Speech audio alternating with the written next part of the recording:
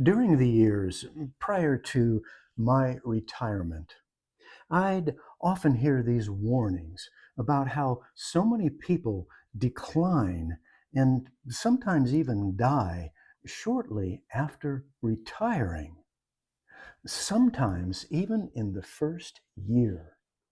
And that thought bothered me. And in my 40s and 50s, the thought of retiring to me felt like walking off a cliff. So when a forced retirement came to me in my late 50s, man, I didn't want to have anything to do with that. And I felt this urgent need to keep busy, to start another business, to keep going. And for several years, I actually did that. But honestly, they were really only half hearted attempts that ended up going nowhere. Because the truth was, I didn't really want to continue the grind. I think what I was actually doing is running from the fear that if I actually slowed down, I might just disappear. Now, look, I realize that retirement isn't some magical line that if you cross over, suddenly your health plummets. But we are aging. And as we age, problems do arise. Our health becomes an issue. Our physical bodies tend to slow down and sometimes decline. But here's what I've discovered as I looked more closely into this. The rapid decline that so many people face isn't really because they stopped working. It's much more to do with stopping participating in life. But then I had to wonder, well, why do they do that? Here's what I think. I see basically three reasons why people might start checking out of life. First is the loss of structure.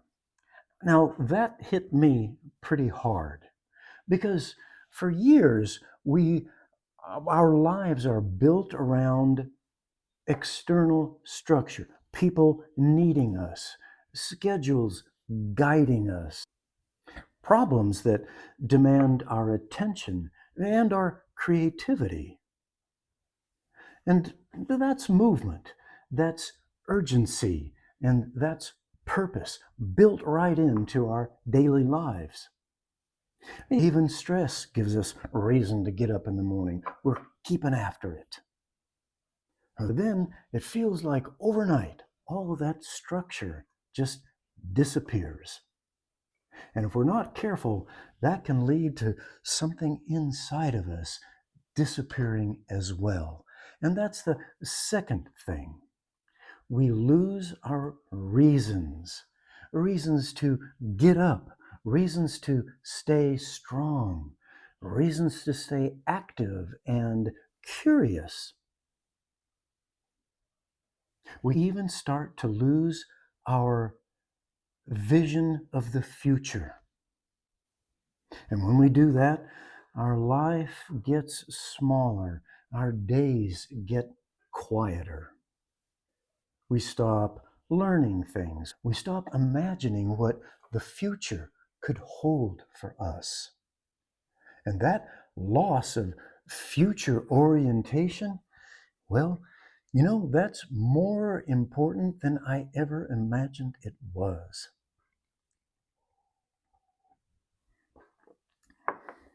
Now, the rest might feel good at first. But as human beings, we certainly need more than just rest.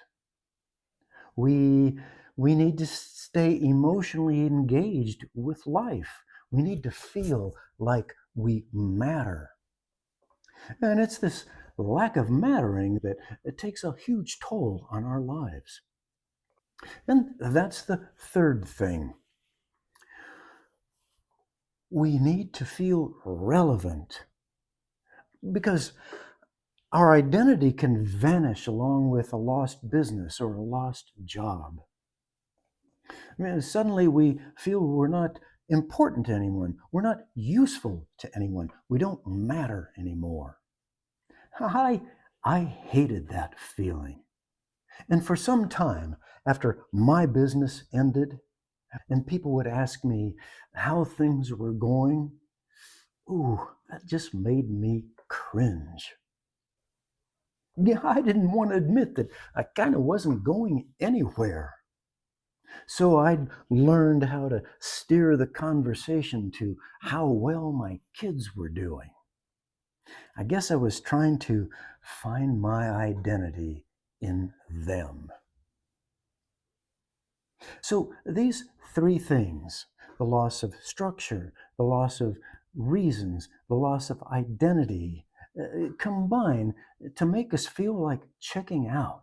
Or we'll scramble in a desperate attempt to resurrect our old selves, much like I did. That search, that scrambling, well, it wasn't fruitful for me, but it kept me from checking out and it kept me going.